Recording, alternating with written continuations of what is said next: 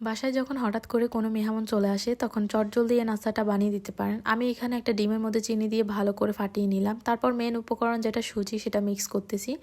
এখানে আপনারা চাইলে লিকুইড মিল্ক তারপর হচ্ছে যে পাউডার মিল্ক দিতে পারেন। আমি হচ্ছে যে পাউডার মিল্ক দিয়ে ভালো করে মাখিয়ে নিলাম। এটাকে আমি কিন্তু 5 মিনিটের জন্য রেস্ট করে দেব। তারপর হচ্ছে যে আমি নারকেল দেব।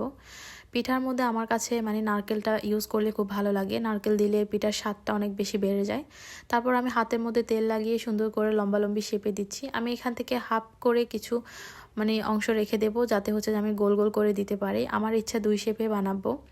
তো আমি এখানে তেল দিয়ে তারপর একটা একটা করে ছেড়ে দিচ্ছি। বেশি লাড়ালাড়ি করব না, কারণ হচ্ছে যে এগুলো মানে সুজির জিনিস তো ঝুরা জিনিস, সেখানে ভেঙে যাওয়ার সম্ভাবনাটাই থাকে। তো আমি খুব আস্তে আস্তে করে নাড়তেছি। এখানে ভিডিও স্পিডের কারণে হচ্ছে বেশি জোরে বোঝা যাচ্ছে, কিন্তু আমি খুব আস্তে করে নাড়াচাড়া করেছিলাম। তো আমি এগুলো ব্রাউন করে তারপর হচ্ছে যে তুলে নেব। বেশি ভাজা হয়ে গেলে আবার হচ্ছে যে পোড়া গন্ধ হয়ে যেতে পারে। আমি বাকিগুলোকে এরকম গোল গোল করে দিয়েছি লাড্ডুর মতো। আপনারা চাইলে কিছু শিরা করে শিরার মধ্যে এগুলো দিতে পারেন, তখন দেখবেন যে পুরো মিষ্টি হয়ে গেছে। যাই হোক, এই তো আমার চটজলদি নাস্তা রেডি। কেমন হয়েছে অবশ্যই জানাবেন কিন্তু। আর আমার ভিডিওটি ভালো লাগলে অবশ্যই শেয়ার করে দেবেন সবাইকে। আল্লাহ হাফেজ।